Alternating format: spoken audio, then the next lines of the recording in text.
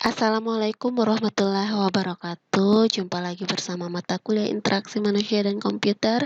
Dan kali ini saya akan membahas kebergunaan. Mengapa kebergunaan ini ada pada materi interaksi manusia dan komputer? Karena eh, Anda harus paham bahwa sebelum eh, produk atau suatu sistem berinteraksi lebih banyak lagi dengan pengguna, kebergunaan dari suatu sistem itu harus ada ya, sehingga atau usability dari sistem atau produk itu harus diketahui oleh si perancang, sehingga sistem tersebut mempunyai manfaat dan pengalaman baik dari si user ya. Itu mengapa kebergunaan itu harus kita pahami itu seperti apa untuk memahami interaksi manusia dan komputer. Untuk kita pahami bagaimana supaya interaksi manusia dan komputer itu berlanjut ya, maksudnya punya nilai positif buat user ya, sistemnya. Oke. Kalau menurut ISO ya, definisi kebergunaan itu ya, ISO itu apa? International Standard Organisasi. Jadi daya guna adalah tingkat produk dapat digunakan yang ditetapkan oleh user untuk mencapai tujuan secara efektif dan tingkat kepuasan dalam menggunakannya.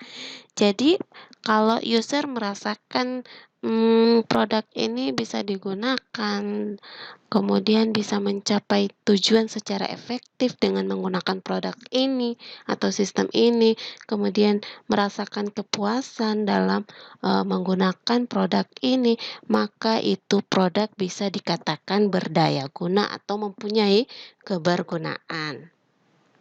Oke, selain itu daya guna merupakan salah satu faktor yang digunakan untuk mengukur sejauh mana penerimaan pengguna terhadap sistem. Jadi, dengan daya guna kita bisa tahu apakah user ini sudah menerima sistem kita dengan baik ya.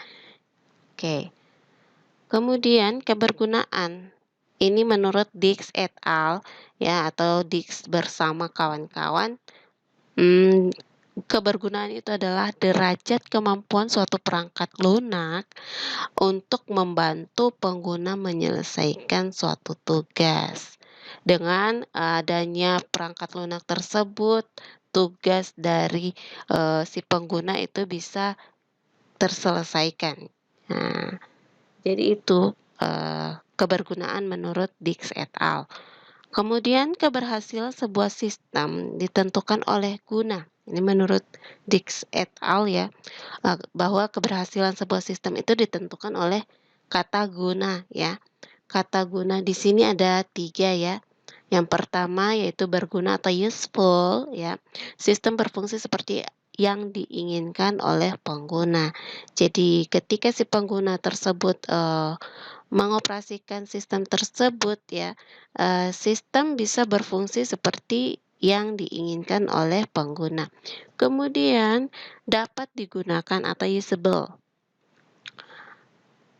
Dapat digunakan maksudnya sistem yang mudah dioperasikan. Tentunya kalau sistem tersebut dapat digunakan, karena apa? Karena sistem tersebut mudah dioperasikan.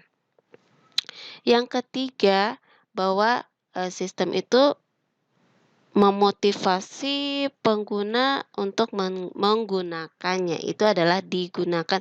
Nah, atau kata lainnya adalah use ya. Kalau sistem tersebut digunakan atau sistem tersebut memotivasi untuk pengguna menggunakannya kembali, maka sistem itu digunakan ya. Jadi 3 kata guna, berguna, dapat digunakan, dan digunakan. Ada 5 komponen kualitas kebergunaan ya. Untuk mengetahui kualitas kebergunaan dari suatu produk atau suatu sistem, kita bisa menggunakan 5 kriteria atau 5 komponen kualitas kebergunaan. Yang pertama, kemampuan untuk dipelajari, bahwa sistem itu mampu untuk dipelajari meskipun penggunanya itu baru ya, baru menggunakan sistem itu, pengguna baru ya, mampu ya mempelajari sistem tersebut ya. Oke, yang kedua mudah diingat ya. Mudah diingat maksudnya ini atau kata lainnya adalah memorability. Kalau kemampuan untuk dipelajari, kata lainnya adalah learnability, bahwa sistem ini learnability atau mampu untuk dipelajari walaupun penggunanya itu baru menggunakan sistem tersebut. Kemudian yang kedua adalah mudah diingat atau memorability. Maksudnya mudah diingat ini apa? Mudah diingat ini merujuk kepada kemampuan user untuk mudah mengingat alur dari sistem setelah tidak digunakan sekian lama. Jadi sistem ini lama lagi tidak dikunjungi oleh si user ya. Si user sudah lama tidak mengunjungi sistem ini. Namun pada saat mengunjunginya lagi, si user mampu mengingat alur dari sistem tersebut atau apa yang ditampilkan oleh user interface sistem tersebut ya. Oke, efisiensi. Efisiensi di sini merujuk kepada cara yang dilakukan sistem untuk mendukung pengguna dalam melakukan pekerjaannya. Nah, itu efisiensi ya, contohnya pada apa? WhatsApp ya. WhatsApp itu kan kita bisa mengirim pesan melalui ketikan ya, pesannya, mengetik pesannya, bisa juga untuk mengefisienkan kegiatannya kita itu ya, atau sistem itu efisien, bahwa WhatsApp itu efisien, kita bisa lihat dari pada saat dia mendukung kita dalam melakukan pekerjaan, seperti dia memberikan voice note di situ ya, ada icon voice note sehingga kita tidak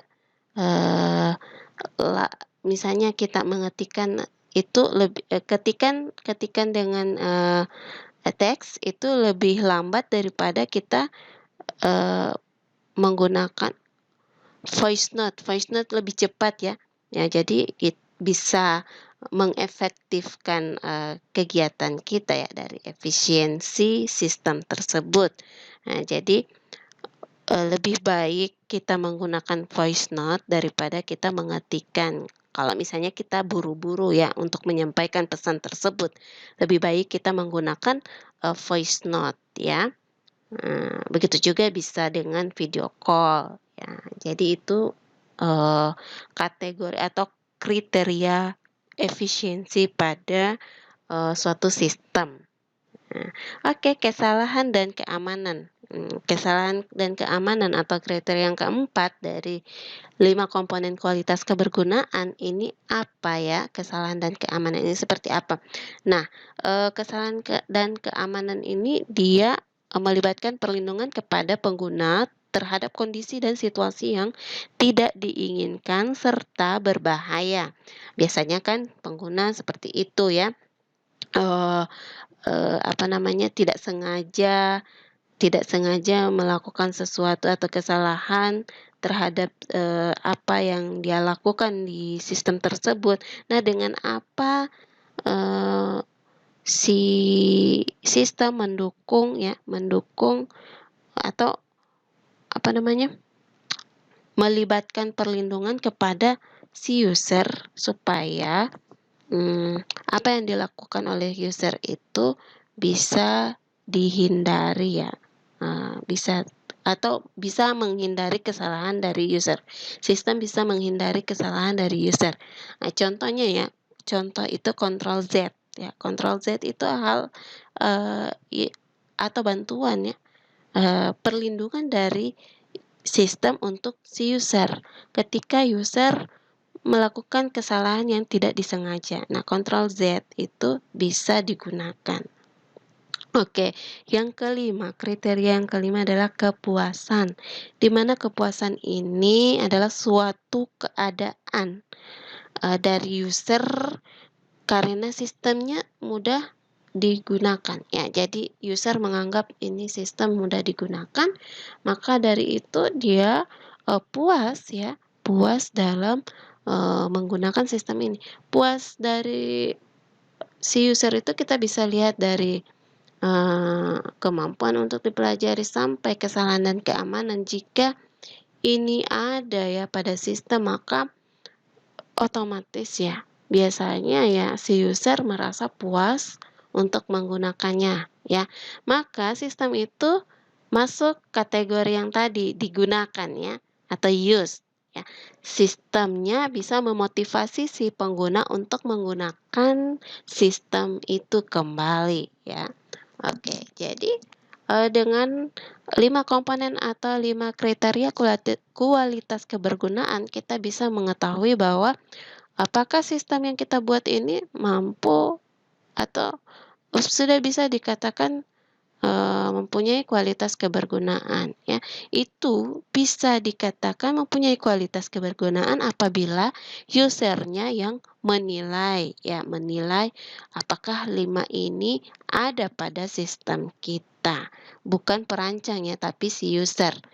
Kepuasan itu kita bisa lihat atau bisa nilai dari si usernya ya, bukan dari kita sebagai perancang. Oke. Daya guna heuristik. Daya guna heuristik itu apa? Daya guna heuristik itu merupakan prinsip atau panduan untuk merekayasa bentuk user interface. Nah, jika Anda ingin 5 kualitas kebergunaan tadi ada pada sistem Anda bisa gunakan panduan untuk merekayasa bentuk user interface atau daya guna heuristik ini. Dengan daya guna heuristik, Anda bisa menguji juga ya, menguji pengguna Anda apakah puas ya, apakah menguji sistem Anda apakah mempunyai 5 kualitas kebergunaan tadi yang dinilai oleh si user. Oke, apa saja itu daya guna heuristik ya? Daya guna heuristik yang pertama itu adalah konsisten. Jadi sistem itu harus konsisten ya. Ciri-ciri konsisten adalah dapat menghindarkan user dari rasa was-was atau ragu-ragu di saat menggunakan suatu perintah atau fungsi. Jadi konsisten ya, apa perintah di sistem itu tetap atau selalu konsisten dengan tampilannya ya. Seperti contoh misalnya perintah cetak itu dari Windows ya ada pada menu file. File kemudian kita bisa pilih di situ print atau cetak.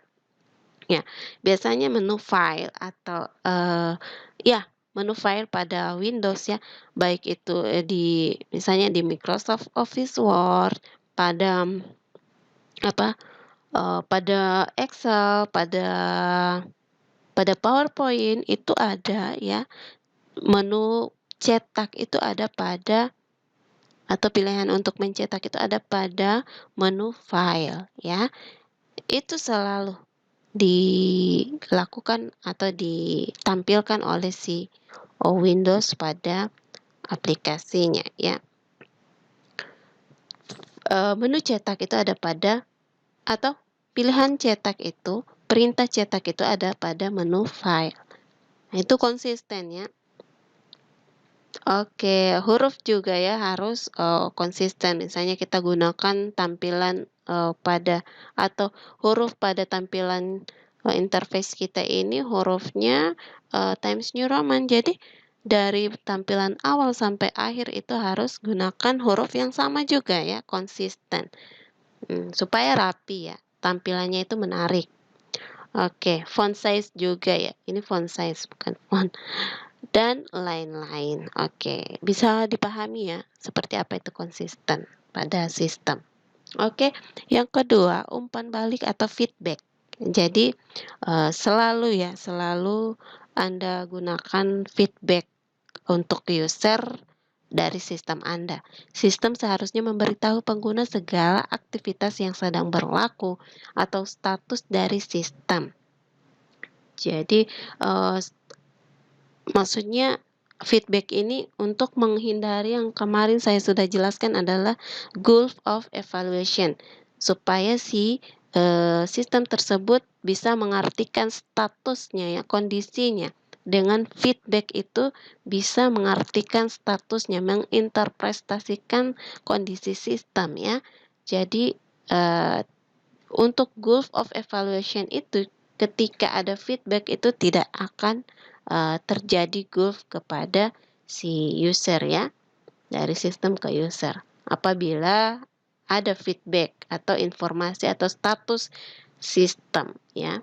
Nah, ini contoh status untuk proses copy file ya, dari awal sampai selesai ini ada statusnya. Jadi, ini belum selesai, statusnya belum selesai ya, karena belum sampai di sini, belum sampai akhir.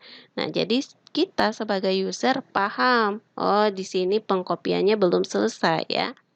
Nah, oke. Yang ketiga, jalan keluar yang jelas. Jalan keluar yang jelas yaitu dia masuk juga pada kesalahan dan keamanan yang tadi ya. Ibu jelaskan pada 5 kriteria komponen kualitas atau 5 komponen kualitas kebergunaannya. Jalan keluar yang jelas ini kita apabila si user melakukan kesalahan ya, tiba-tiba atau tidak sengaja melakukan kesalahan, apa jalan keluarnya? Nah, dia bisa pilih Ctrl Z ya. Nah, seperti itu. Kemudian jalan pintas. Jalan pintas ini demi kemudahan dan kecepatan interaksi ya pada suatu sistem. Kita bisa menggunakan shortcut ya, shortcut. Nah, biasanya kan ada menu pada start ya, menu ya pada start pada Windows itu ada menu ya, menu tersusun ya. Tetapi untuk memudahkan dan membuat kecepatan dalam berinteraksi, kita bisa gunakan shortcut pada desktop. Apa yang aplikasi yang penting menurut kita tampilkan pada desktop. Nah, itu bisa menjadi jalan pintas untuk kita cepat berinteraksi dengan aplikasi tersebut. Kemudian pesan kesalahan yang baik. Nah, pesan kesalahan yang baik ternyata dalam memberikan pesan kesalahan dari sistem itu kepada user ya, itu harus gunakan pesan kesalahan yang baik ya. Oke, seperti apa itu pesan kesalahan yang baik? Ya, ada 4 aturannya ya. Yang pertama, pesan kesalahan yang digunakan harus jelas dan mudah dipahami, sehingga si user bisa paham di mana letak kesalahan dari si sistem tersebut. Atau bukan sistem ya, tapi user ya, di mana letak kesalahan dari si user terhadap sistem tersebut. Kemudian yang kedua adalah pesan yang disampaikan bersifat khusus. Jadi jangan bertele-tele dalam memberikan pesan. Nah, kalau misalnya kesalahannya di sini ya, jadi harus jelaskan ini adalah kesalahan dari si user.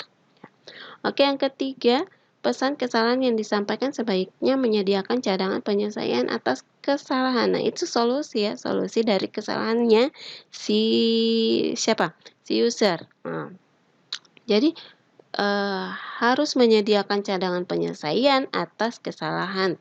Kemudian yang keempat, penyampaian kesalahan dilakukan secara sopan. Jadi harus sopan dalam memberikan pesan kesalahan. Misalnya dengan kata sorry or maaf ya, seperti itu. Nah, ini adalah contoh pesan kesalahan. Jika si user melakukan kesalahan dalam penulisan, misalnya ini beasiswa, harusnya beasiswa, tapi si sistem langsung mengatasinya ya. Ini adalah memberikan pesan kesalahan terhadap yang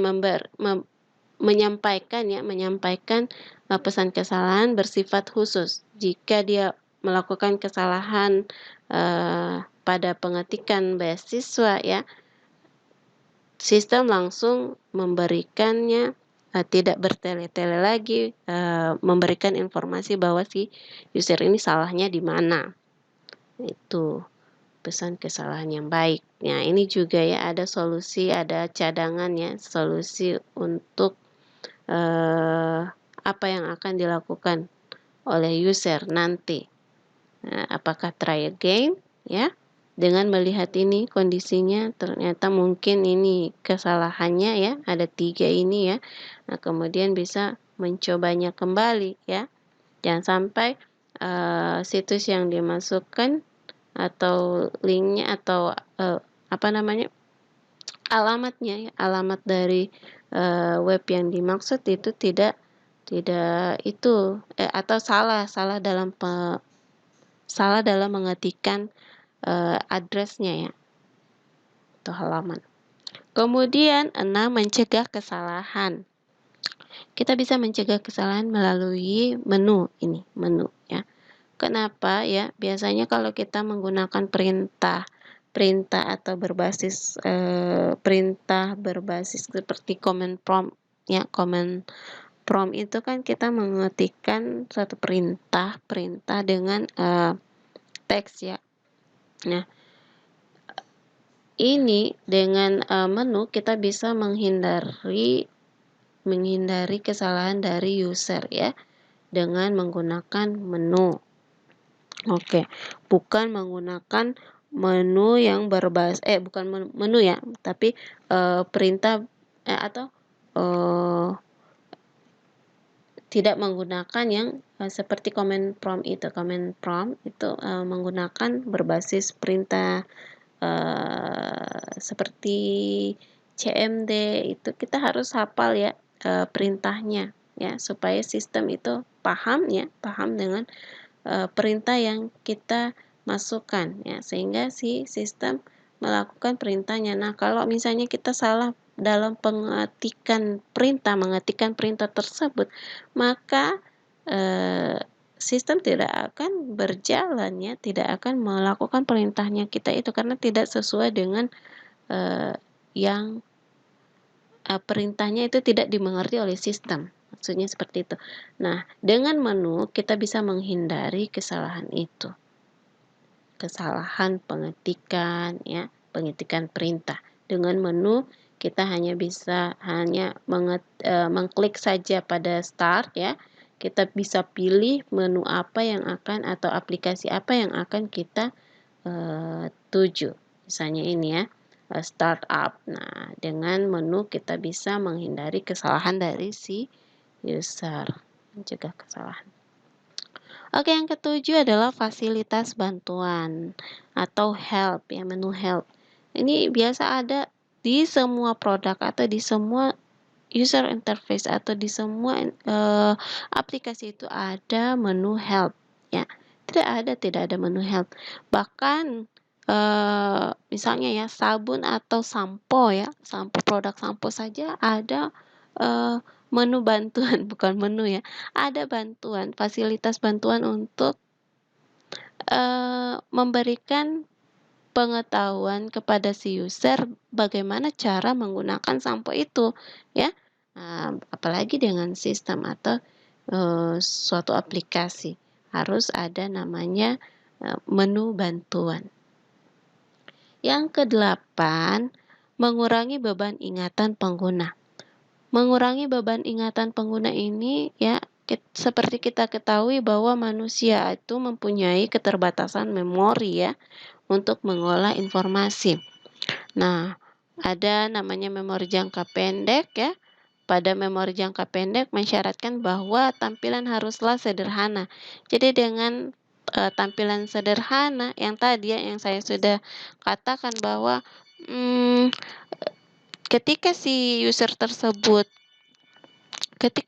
tersebut jarang menggunakan sistem ini dan kembali lagi menggunakannya, dia masih bisa mengingat alur dari sistem tersebut ya. Nah, makanya kurangi beban ingatan pengguna dalam sistem tersebut. Jangan terlalu membebankan si pengguna untuk mengingat tahap-tahap atau alur-alur yang ada pada sistem. Oke, lanjut. Di sini ada namanya uji kebergunaan. Uji kebergunaan itu adalah proses untuk mengukur karakteristik interaksi manusia dan komputer. Jadi kita bisa melihat atau mengukur karakteristik interaksi manusia dan komputer atau sistem kita ini melalui uji kebergunaan. Ada 3 jenis uji kebergunaan menurut Levy and Conrad. Yang pertama adalah uji eksploratory. Apa itu uji eksploratory? Yaitu menguji sebuah sistem dan mencari titik-titik di mana pengguna mengalami kebingungan. Jadi kita bisa melihat sistem kita dan mencari titik di mana ya pengguna itu bingung terhadap sistemnya kita atau tampilan dari sistem kita ya. Kemudian yang kedua, threshold testing. Kita bisa menguji kebergunaan dengan threshold testing ya. Apa itu threshold testing? Yaitu mengukur kinerja sistem terhadap sejumlah sasaran yang telah ditentukan. Jadi kalau misalnya contoh ya, ini harus selesai pada menit atau detik seperti ini. Kegiatan yang A ya, A harus selesai pada detik atau menit yang sudah ditentukan. Jika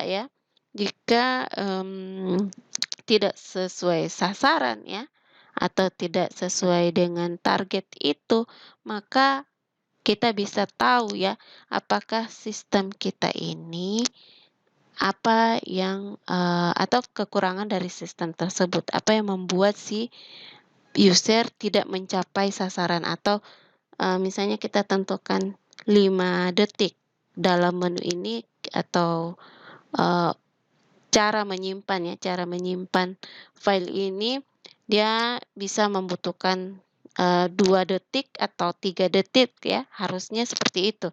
Tetapi user tidak mencapai 2 atau 3 detik yang kita tentukan ya, kita tentukan. Dia lewat atau melewati dari 2 atau 3 detik tersebut. Nah, itu yang kita harus lihat apakah user atau sistemnya yang bermasalah di sini. Itu threshold testing. Oke, yang ketiga adalah uji perbandingan. Uji perbandingan ini mengukur karakteristik perbandingan dari 2 pendekatan atau rancangan untuk menentukan rancangan yang cocok bagi pengguna. Jadi kita bisa membandingkan misalnya rancangan yang sudah biasa digunakan oleh pengguna ya, yang sudah banyak digunakan oleh pengguna ya. Misalnya ya BBM ya BlackBerry Messenger sama WhatsApp. Kita untuk memilih rancangan yang cocok bagi pengguna itu kira-kira ada di aplikasi apa atau aplikasi A dan B ini kira-kira rancangan yang cocok untuk pengguna kita ini apa ya?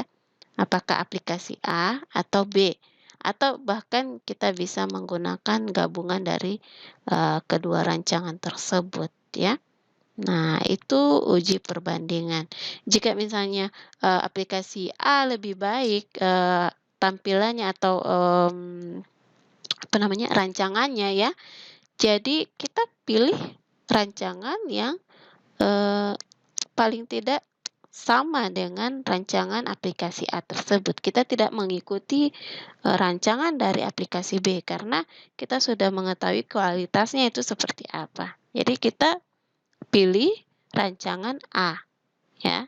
Oke, seperti itu uji kebergunaan atau uji perbandingan. Uji perbandingan pada uji kebergunaan maksudnya ya. Oke, selesai ya untuk uji kebergunaan. Contohnya Ibu akan upload di Google Classroom ya. Anda bisa melihat seperti apa itu uji kebergunaan ya. Bisa juga Anda menggunakan daya guna heuristik untuk menguji kebergunaan dari aplikasi. Oke, terima kasih. Assalamualaikum warahmatullahi wabarakatuh.